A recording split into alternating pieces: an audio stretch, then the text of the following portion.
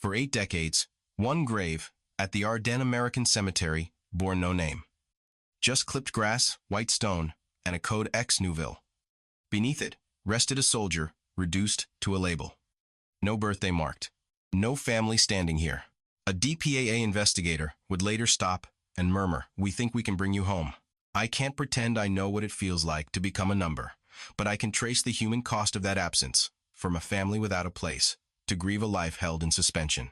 On the 10th of September 2025, the name Richard P. Summers was finally spoken. Richard P. Summers was 19 years old when the Army taught him how to wait. Not the dramatic waiting of headlines or speeches, but the ordinary kind, standing in line for rations, checking a rifle for the 3rd time, listening for a name that might be called. Before Europe, before France, before the Vosges forests, Richard had learned patience in smaller ways on a front porch in Parkersburg, West Virginia, rocking back on the heels of his boots while his mother finished folding laundry inside.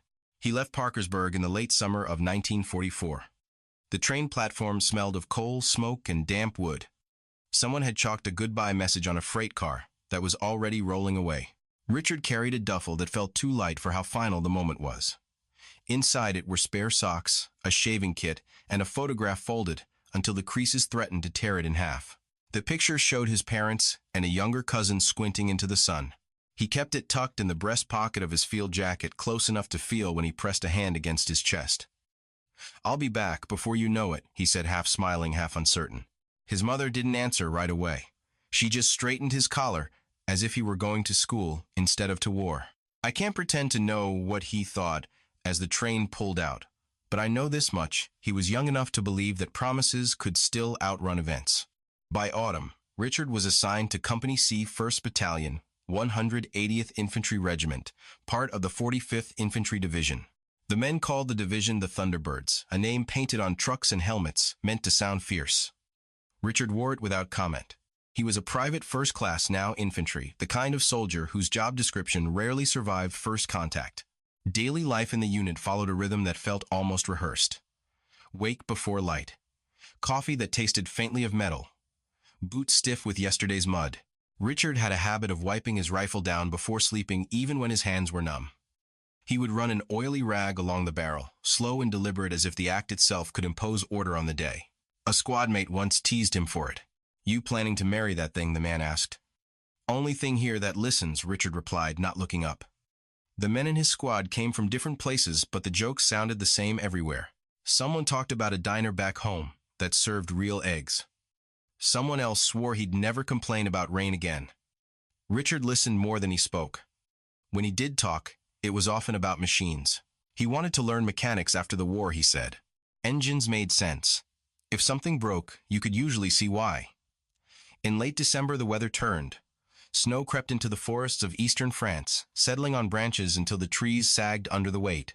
The Vosges mountains closed in around the regiment, dense and steep. Movement slowed to a careful trudge. Each step sank boots, crunching breath fogging the air. The cold wasn't just felt. It pressed in, seeped through wool, and canvas settled into joints. On the night before they moved toward Wildenguth, Richard sat with his back against a tree helmet, pushed back, working the bolt of his rifle with practiced motions. Nearby, a small fire crackled, carefully shielded. Someone passed around a dented tin cup. "New Year's already gone," a soldier muttered. "Didn't even notice." Richard smiled faintly. "Guess it's waiting for us to get home," he said. "Home's got a long walk," another voice answered. That evening was unremarkable in the way that later becomes unbearable. There was no speech, no sense of a line being crossed. Richard ate what he was given. He wrote a short letter, then folded it without sealing it, tucking it into his pocket instead. The paper was stiff from the cold. He never explained why he didn't send it. Maybe he planned to add more later. Maybe he didn't want to commit the words yet. I can't pretend to know what he feared most, but the signs were there. He checked his boots for cracks. He asked once quietly how thick the tree cover was ahead. When the answer came back thick enough to hide a platoon, he nodded and said nothing more. Morning came gray and heavy. Snow fell in fine grains, barely visible until it collected on shoulders and helmets. Company C formed up, men stamping their feet to keep blood moving. Richard adjusted the strap of his pack, feeling the familiar shape of the folded photograph against his chest. Someone behind him coughed. Somewhere ahead, artillery thumped, distant but steady. The march toward the forest edge was slow. Branches snapped underfoot. The ground dipped and rose unpredictably.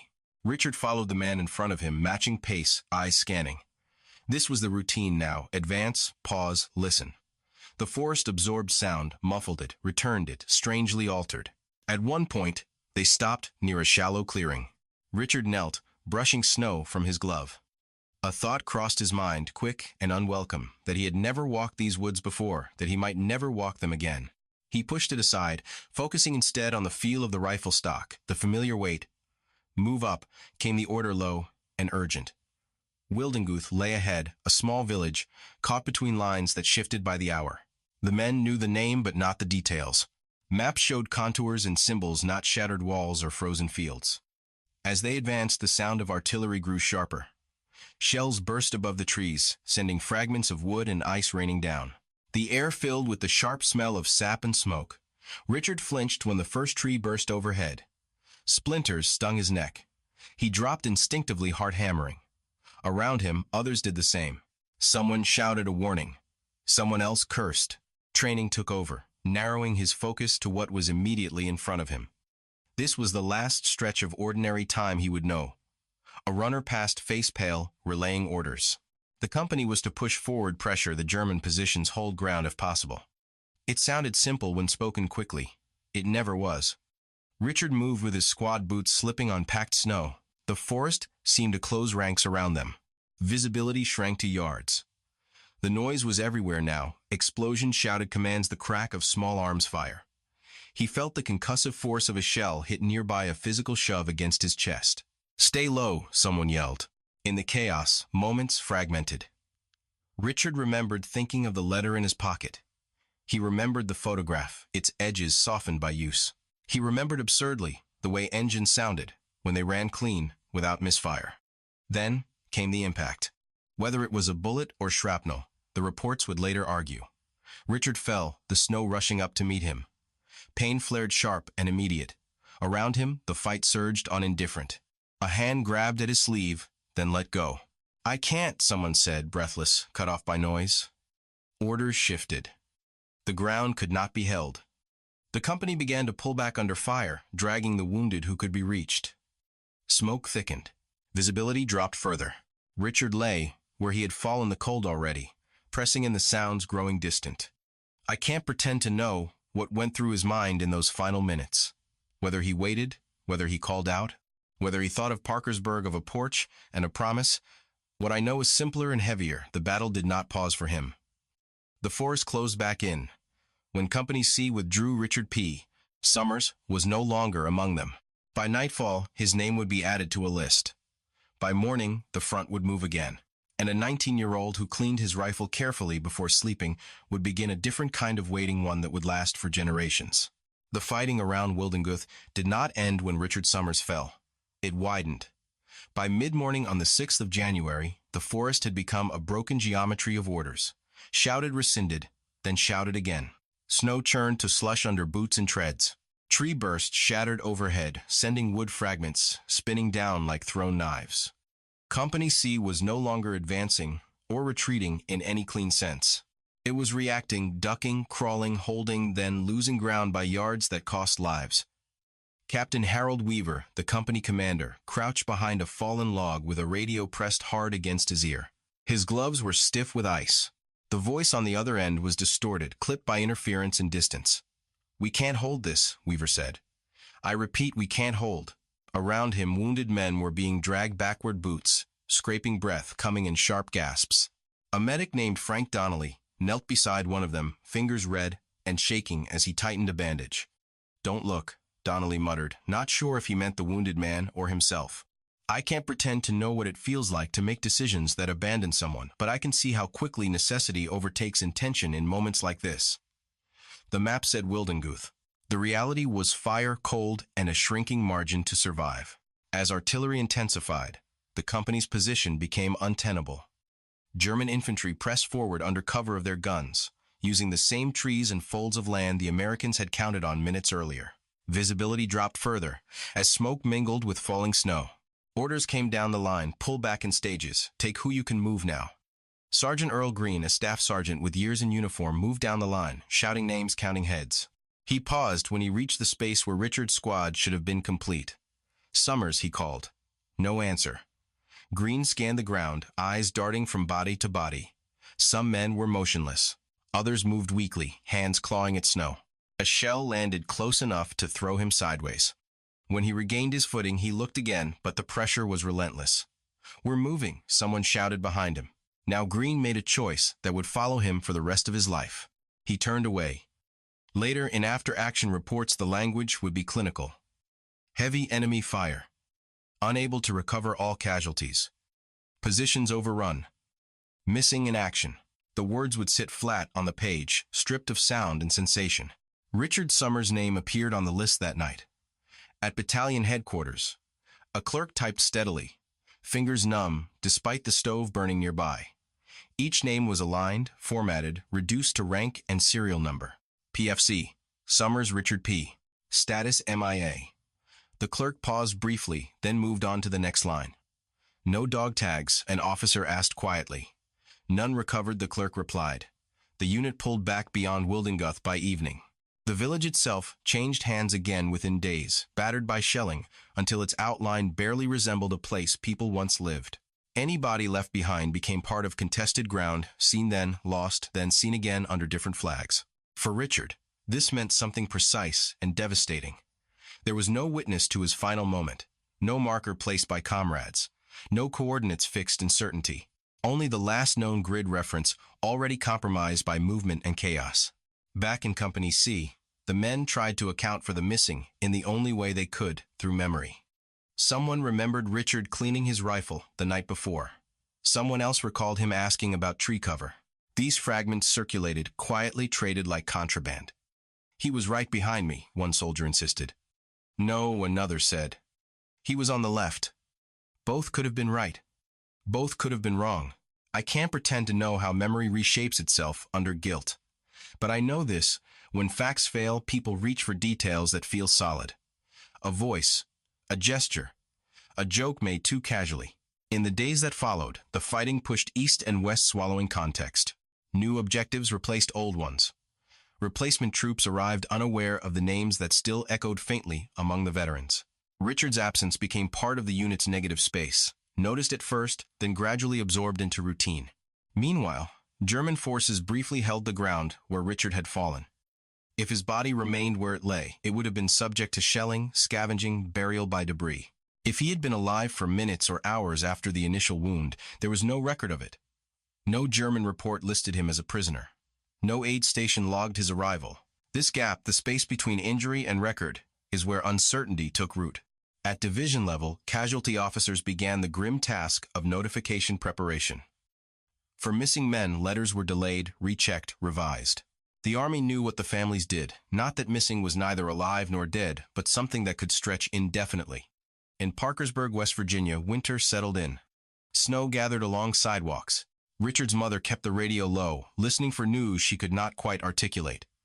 When the telegram finally arrived weeks later, it did not bring closure. It brought a sentence that refused to end. "The Secretary of War desires me to express his deep regret." The rest blurred. There was no date to mark, no body to mourn, just waiting. I can't pretend to know what it does to a family when loss arrives without certainty, but I can see how daily life bends around it. Meals still cooked. Chairs still filled. One left conspicuously empty. On the battlefield, the Army moved on. In the spring, after Germany's surrender, attention turned to recovery. Graves registration units fanned out across Europe, tasked with finding, identifying, and consolidating the dead. Their work was methodical, exhausting, and often heartbreaking. In the forests, near Wildenguth, teams searched with maps and shovels. They followed reports from locals who remembered hurried burials or bodies left where they fell. They probed shell craters and shallow depressions. Sometimes they found nothing. Sometimes they found remains too damaged, too scattered to name. One such recovery team, working years later, would uncover skeletal remains deep in the woods, far from any marked grave. There were no dog tags, no personal effects that survived time and weather. Only bones arranged in the mute language of where they had come to rest. The investigators assigned a code. Unknown X. A place name. Neuville. This was not a failure, at least not by the standards of the time. The remains were gathered, documented, and eventually laid to rest with military honors. A white cross replaced the chaos of the forest. The work moved forward, but the record held its breath. Richard Summers remained missing, his story, frozen at the moment of withdrawal. The army could not say where he lay. His family could not say goodbye. The war had ended, but his case had not. I can't pretend to know how long 8 decades feels to those who wait, but I know this: the silence that followed was not empty. It was full of paper, of decisions, deferred, of names written down and not erased. It was built from necessity, not indifference. And beneath a carefully tended cemetery lawn in Belgium, one of those deferred names waited unchanged for someone to ask the question again. The file did not announce itself as important. It sat among thousands of digitized records, tagged, scanned, and reduced to searchable fields. Rank, unit, date, location. A DPAA analyst named Laura Mackenzie opened it on a quiet morning, the hum of computers filling a room far removed from snow and shell fire. On her screen, Richard P. Summers existed as coordinates and codes, a trail that went cold in early January of 1945. Mackenzie had learned to distrust intuition. Cases like this demanded discipline, not hope. She adjusted her glasses, scrolling through entries tied to the 45th Infantry Division, part of a broader project aimed at re-examining unresolved losses from the Vosges and Alsace. The effort relied on pattern recognition more than inspiration, where units fought, where remains were later recovered, where gaps overlapped. "We let the data talk," she often said, tapping the desk lightly. "Our job is to listen." The software compared last known positions of missing soldiers with locations of unidentified remains recovered after the war. Most pairings went nowhere. Terrain shifted. Reports conflicted. Recovery sites were vague. But one alignment refused to disappear. A cluster near Wildenguth. A recovery deep in forest. Unknown ex Neuville. Mackenzie paused, fingers hovering over the mouse. She pulled up the X file. The original Graves registration report was brittle with age, its language spare. Coordinates. Depth of recovery. Condition of remains. No personal effects. The remains had been found years after the fighting in a place difficult to access, suggesting the body had not been moved far from where it fell. She overlaid the map with Company C's movement on the 6th of January. The lines intersected in a way that made her sit back in her chair. "I don't like coincidences," she murmured. "And this feels like more than one. I can't pretend to know what it feels like to reopen a case that has waited longer than a human lifetime, but I can see the weight settle in moments like this. Because noticing a pattern is easy. Acting on it carries consequence." Mackenzie brought the finding to a small review group, a military historian, a forensic anthropologist, and another analyst. They crowded around, a monitor the room smelling faintly of burnt coffee. The historian David Klein traced a finger along the map. "If Summers went down here," he said, "and the Germans held the ground for even a short period, that recovery location makes sense. But we've been wrong before," the anthropologist cautioned. "We can't let proximity do all the work." They pulled casualty lists, comparing Summers to other men missing from the same action. Names appeared, then were ruled out. Some had been identified decades earlier, others lost under different circumstances. Slowly, the pool narrowed. "What about Adams?" Klein asked, referring to Leonard E. Adams, another missing soldier. "Different grid," Mackenzie replied. "And his unit shifted south before contact." The discussion circled for hours, grounded in caution. At the end of it, no one declared certainty. But no one dismissed the possibility either. That was enough to move forward. The next step required more than analysis. It required disturbing a grave. At the Ardennes American Cemetery, the marker for ex Neuville stood in a precise row, indistinguishable from others like it. The grass was clipped to regulation height. The white stone caught the light evenly. Visitors passed without stopping, unaware that this grave was under renewed scrutiny. A DPAA field officer named Mark Ellison walked the row with a clipboard checking numbers. He paused at the marker and removed his cap. "We don't do this lightly," he said quietly to the cemetery superintendent. Ellison had been part of previous exhumations. He knew the ritual, the paperwork, the permissions, the coordination with the American Battle Monuments Commission. Every step acknowledged the same truth, that this soldier had already been honored once, even without a name. I can't pretend to know what it feels like to authorize the reopening of a grave, but I can see how respect shapes the process. Flags lowered. Tools prepared with care. Silence observed not as an idea, but as a practice. The decision to exhume unknown ex nihilo was approved in late summer of 2022. On the morning of the excavation, dew clung to the grass. The air carried the faint smell of turned earth, as the first layer was carefully removed. A chaplain stood nearby, hands folded. "We're here to help you go home," he said softly. The remains were lifted with methodical precision, placed into a transfer case, lined and sealed. No one rushed. No one spoke above a murmur. When the work was done, the grave was temporarily closed, the space marked for return. From Belgium, the remains traveled under escort to a laboratory thousands of miles away. Climate-controlled containers. Chain of custody forms. Every movement logged.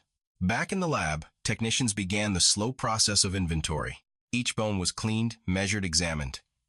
The work demanded patience and restraint. There were no dramatic reveals here, only accumulation. A forensic anthropologist named Dr. Elena Ruiz leaned over the table, calipers in hand. "Male," she said. "Young adult.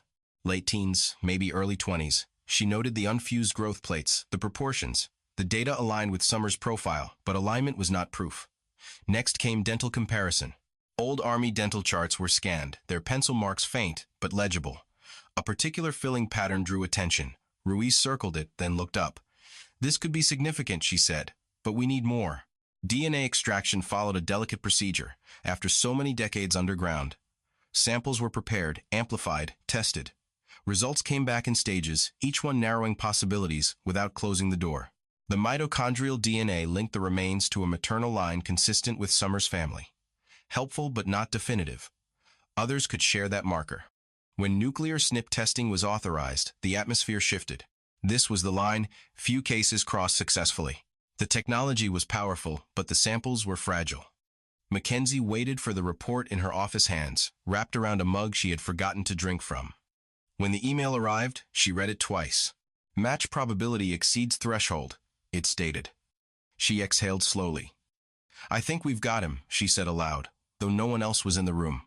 "I can't pretend to know what it feels like to watch a name step out of data and into certainty, but I can see how relief mixes with gravity. Because proving identity is not an end, it is a beginning." The team convened one last time to review the evidence. Stack anthropological profile, dental match, mitochondrial lineage, nuclear DNA, geographic alignment. Each layer reinforced the others. Klein leaned back in his chair. "He didn't disappear," he said. "He was right where the fight left him." On the 10th of September 2025, the determination was made official. Unknown ex nihilo was reclassified. The paperwork was updated. The code retired. Richard P. Summers had returned to the record. Before notifications went out, Ellison visited the cemetery again. He stood where the marker would be, replaced the ground, smooth and waiting. "It took us a while," he said quietly, "but we didn't forget. I can't pretend to know what it means to be found after 80 years, but I know this: the past did not change that day. Only our understanding of it did. The laboratory was kept cold on purpose. Temperature mattered here. Too much warmth. Accelerated decay in fragile material. Too little interfered with instruments calibrated to narrow margins.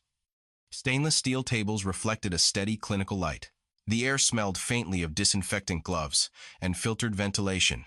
On one table, arranged with careful symmetry, lay the remains once labeled ex nihilo. Each bone rested on clean paper, tagged with an alphanumeric code that was about to be retired. Dr. Elena Ruiz stood at the table longer than protocol required. Her hands were still. This pause was neither ceremonial nor sentimental. It was habitual respect. "Let's begin," she said quietly. "I can't pretend I know what it feels like to encounter a human life through bone alone, but I can see how discipline replaces emotion in rooms like this. Not because emotion is absent, but because it cannot be allowed to lead." The first stage was anthropological reconstruction. Long bones were measured using digital calipers. Femurs, tibias, humeri, each provided data points that translated into height estimates and proportional ratios. A technician read measurements aloud, while another entered them into a database designed to flag inconsistencies. "Young adult male," Ruiz said, examining the pelvis. "Late adolescent features still present. She leaned closer to the ends of the long bones, studying epiphyseal fusion. Several growth plates had not fully closed. This puts him under 20, she added. That's consistent with Summers. Consistent, not conclusive. The phrase was repeated often. It functioned as both standard and restraint. A second anthropologist reviewed the findings, independently blind to the working hypothesis. Agreement mattered. Confirmation bias was treated as a threat equal to contamination. Nearby skeletal trauma was documented. Fractures were assessed carefully, whether caused by injury at or near the time of death or by environmental pressure over decades underground. One rib fragment showed damage consistent with blast effects. Could be shrapnel-related, Ruiz noted, or secondary debris. No conclusions were drawn beyond what the bone could support. Speculation was kept out of the report. Dental analysis followed. Teeth were removed, cleaned, and photographed under magnification. Forensic odontologist James Porter compared them to digitized wartime dental records pulled from Army archives. These charts, penciled hastily by military dentists decades earlier, often carried uneven detail. Porter leaned over the screen, adjusting contrast. This restoration here, he said, pointing. Amalgam. Placement angle matches. So does wear pattern. He cross-referenced another chart. Spacing aligns, and this filling Army standard in 44. He paused, then sat back. This is strong, he said, but still not enough alone. I can't pretend to know the tension of holding evidence that feels convincing but is not yet allowed to be decisive. But I can see it in the way Porter checked each alignment again, slower the second time. DNA work began in a separate suite, isolated to prevent contamination. Samples were taken from dense bone areas known to protect genetic material longest. The procedure demanded patience, bordering on reverence. Maria Chen, a senior DNA technician, prepared the extraction. These samples have waited a long time, she said, sealing a vial. We don't get many chances. The first results came from mitochondrial DNA. Because it passes through the maternal line unchanged, it allowed comparison with living relatives descended from Summers' mother's family. The match came back positive. This connects him to the family, Chen explained during the review. But not uniquely. Several men lost in the same region could theoretically share that lineage. The circle tightened, but it did not close. Nuclear SNP testing was the final step. It was also the most uncertain. After decades, underground nuclear DNA often degraded beyond usability. Authorization was required. Expectations were kept deliberately low. Weeks passed. During that time, the team returned repeatedly to contextual evidence. The X-file was reopened. X-file, the required datations. Recovery coordinates were compared again with unit movement maps. Soil composition from the recovery site was reviewed, matching it to known conditions around Wildenguth. Military historian David Klein joined one session, spreading maps across the table. The recovery location is not random, he said. It aligns with where stragglers and casualties would have been left when the line collapsed. But only if Summers fell during withdrawal, Ruiz replied. And that's exactly what the after-action report suggests, Klein said, tapping the page. A break under artillery. Incomplete recovery.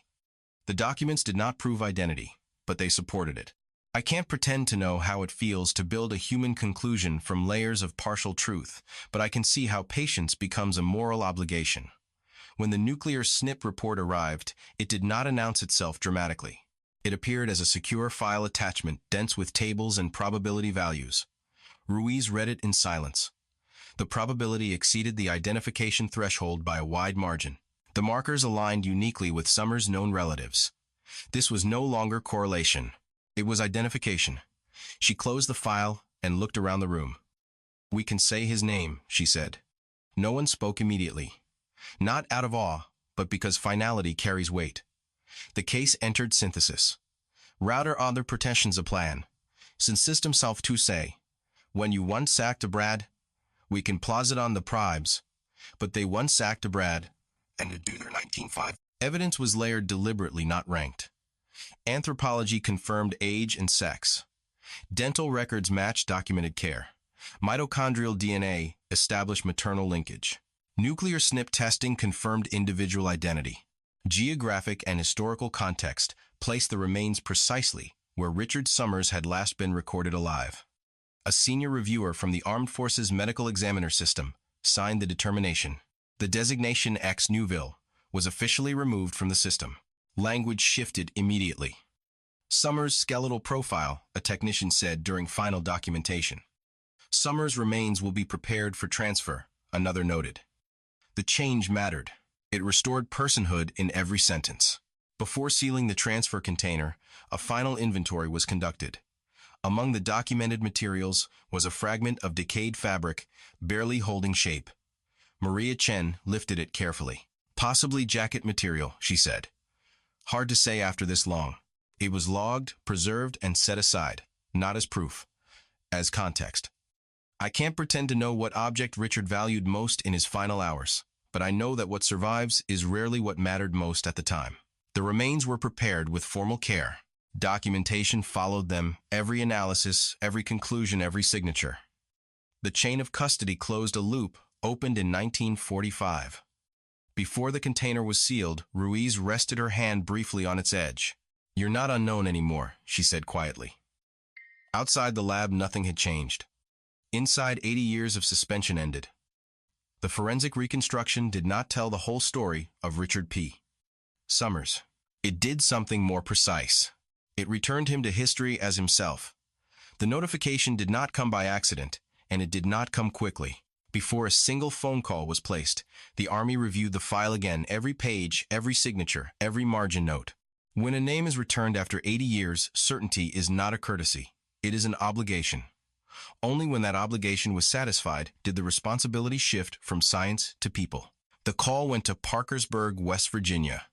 It reached a house where Richard P. Summers had never lived, owned by people who had never met him. That was the first truth the casualty officer acknowledged quietly to himself as he waited for the line to connect. Time had done what it always does. It had moved everything except the question. "Hello," a woman answered. "My name is Captain Daniel Morris," the officer said. "I'm calling on behalf of the United States Army." There was a pause. Not long, just long enough. "I believe we've identified your uncle," Morris continued. "Private First Class Richard P. Summers." On the other end of the line, the woman sat down. She had grown up hearing the name spoken carefully, almost as a story that might dissolve if handled too directly. An uncle lost in the war. No grave. No photograph displayed prominently. Just a sentence that ended without a period. "I didn't know if this day would ever come," she said. "I can't pretend to know what it feels like to inherit grief you never experienced directly, but I can see how it settles into families as something both distant and present. A space no one fills, but everyone knows exists." The family briefing took place weeks later, in a small conference room prepared for moments like this. A folded flag rested on the table. A binder lay beside it, thick with documents. Captain Morris sat across from 3 members of the Summers family, nieces and nephews, now older than Richard ever became. "This is everything we know," Morris said, sliding the binder forward. "And everything we can show you." He spoke carefully, narrating Richard's journey from enlistment to loss to recovery. Maps were unfolded. Dates read aloud. The Ardennes Cemetery was shown in photographs, white stones in measured rows, a grave once marked only by a code. "This was him," Morris said, tapping the page. "For 8 decades. One of the men at the table leaned forward, eyes fixed on the image. "So he was there the whole time," he said. "Not lost. Just waiting." No one corrected him. I can't pretend to know what words should be used in moments like this. I only know that precision sometimes gives way to meaning. When Morris explained the forensic process, he did not dwell on technology. He emphasized care. "We didn't rush," he said. "We didn't assume. Every step had to agree." He handed them the official determination letter. The name was printed clearly. Richard P. Summers. Status accounted for. The woman who had answered the phone traced the letters with her finger. "He was real," she said quietly. "He didn't just disappear." The family asked questions that had waited generations. Where exactly had he fallen? Was he alone? Did anyone try to help him? Morris answered what he could. He did not speculate. He was with his unit, he said. The fighting was intense. Recovery wasn't possible at the time. That was as close as the record allowed. I can't pretend to know how much comfort certainty brings when the loss itself cannot be undone. But I can see how names change weight when they are anchored again. After the briefing, the family was given time alone. The binder stayed on the table. The flag remained folded. One of the nephews opened the binder again, turning pages slowly. A black and white photograph caught his attention. Richard in uniform, looking younger than he had imagined, barely more than a boy. "He looks like he should be asking for permission to borrow the car," he said. They laughed softly, not because it was funny, but because it was human. In Parkersburg, news traveled faster than anyone expected. A local reporter called. A veterans organization asked about memorial plans. The town had changed since 1945. But the idea of a son returning even late still carried meaning. At a small gathering organized by the family, a framed photograph of Richard was placed on a table. Someone set a candle beside it. No one spoke formally. Stories emerged instead, fragmented, inherited, imperfect. "My grandmother used to say he liked fixing things," one relative recalled. "Engines, radios, anything with parts." Another nodded. "She said he never rushed, always wanted to know why something broke." I can't pretend to know how accurate these memories were. I only know they mattered because they were held onto. The Army offered options for burial. Arlington, a national cemetery closer to home. Reinterment overseas. The decision was left entirely to the family. "He waited long enough," one of them said. "Let's bring him home." That choice carried its own weight. It meant preparing a place where none had existed. It meant choosing a date that would become fixed at last. In France, at the Ardennes American Cemetery, a small but symbolic change took place. On the wall of the missing, where Richard's name had been carved among thousands, a rosette was affixed beside it. A simple bronze marker, easy to overlook, heavy with meaning. A caretaker paused while attaching it. "Another one found," he said, to no one in particular. "I can't pretend to know how many hands have performed that same motion over the years. I only know, each time it happens, the wall becomes slightly less crowded." As preparations for burial continued, the family received Richard's recovered materials, documents, records, and the small fabric fragment preserved from the excavation. No personal effects had survived intact. No watch, no photograph, no letter. One of the nieces held the fragment gently. "This is enough," she said. "It means someone was there." The funeral had not yet taken place. That moment still lay ahead, but something had already shifted. Richard Summers was no longer a question mark in family conversations. He had a timeline again, a place. I can't pretend to know how closure works when it arrives 8 decades late, but I can see how truth once restored allows people to stand differently, with loss not resolved but recognized. For the first time since 1945, the Summers family knew where Richard had been all along, and knowing did not erase the cost. It simply made it visible. What remained now was not uncertainty, but remembrance. On a quiet morning in eastern France, a groundskeeper at the Ardennes American Cemetery paused before beginning his rounds. His name was Gene Muller. He had worked these grounds for nearly 20 years, long enough to recognize patterns that most visitors never noticed. Which headstones drew flowers without explanation? Which names were traced by fingers, more often than others? That morning, he carried a small bronze rosette in his coat pocket. Gene stopped at the wall of the missing, where thousands of names were carved in careful rows. He found the one he was looking for, Richard P. Summers, and brushed away a thin layer of frost before fastening the rosette beside it. "There," he said quietly, "you're accounted for." I can't pretend to know what it feels like to tend the memory of someone you never met, but I can see how routine becomes a form of care. Gene had attached many rosettes over the years. Each one marked a return, but also a reminder that many names still waited unchanged. Not far from Wildenguth, the forest remained dense. Trees had grown thicker since 1945 roots, pushing deeper into soil once torn by shellfire. A narrow path cut through the woods, used now by hikers and locals gathering firewood. Few realized that beneath their feet lay ground that once held bodies, orders, and fear in equal measure. An elderly man named Marcel Hoffman walked that path every Sunday. As a child, he had been warned not to stray into the forest during the war. They said there were Americans there, he remembered, and Germans. And we were to stay away. Marcel had seen Graves' registration teams pass through years later, trucks rumbling slowly, soldiers speaking a foreign language. He did not know who they found, only that the forest seemed quieter afterward.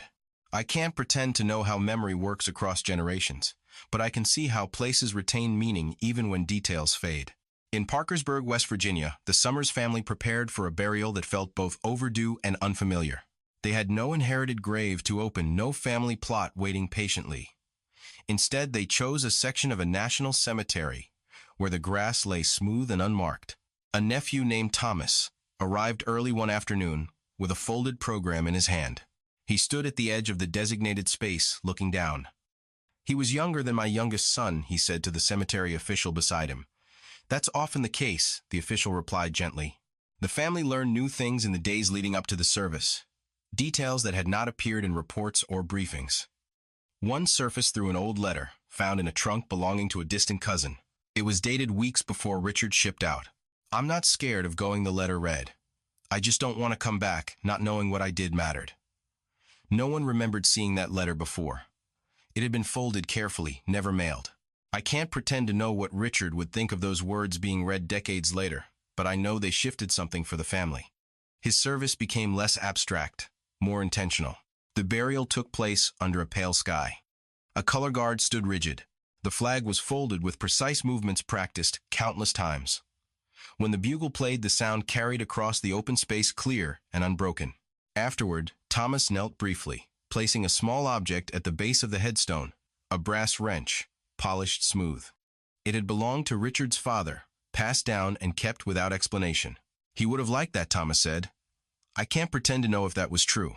I only know that objects become stand-ins for conversations that never happened." Across the ocean, DPAA analysts continued their work. Richard Summers' case was now closed, but it did not disappear. It became a reference point. Coordinates refined, patterns confirmed. Laura Mackenzie pulled up the Wildenguth cluster again weeks later now with one fewer unresolved name. Others remained. "Every identification helps," she said to a colleague. "But it also sharpens the edges of the ones still open." Families of other missing soldiers from the 180th Infantry watched the news closely. Some reached out. Some chose not to. Hope did not arrive evenly. I can't pretend to know how it feels to wait while someone else's answer arrives first. But I can see how each success changes the waiting that remains. In Wildenguth, the village held a small remembrance gathering on the anniversary of the fighting. A local teacher read names aloud, American and French, while students stood quietly. When she reached Richard Summers' name, she paused. "He has been identified," she said. "He has returned home." The children listened. For them, the war was already distant history. But the pause lingered. I can't pretend to know how many stories still lie beneath familiar ground, but I know this one left a trace.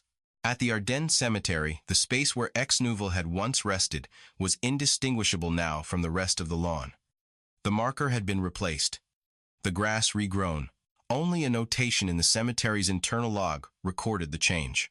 Gene Muller passed by it during his rounds, watering nearby plots. He stopped for a moment, then moved on.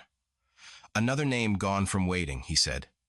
"What remains of Richard P. Summers is not just bone returned to soil, or a name recarved elsewhere.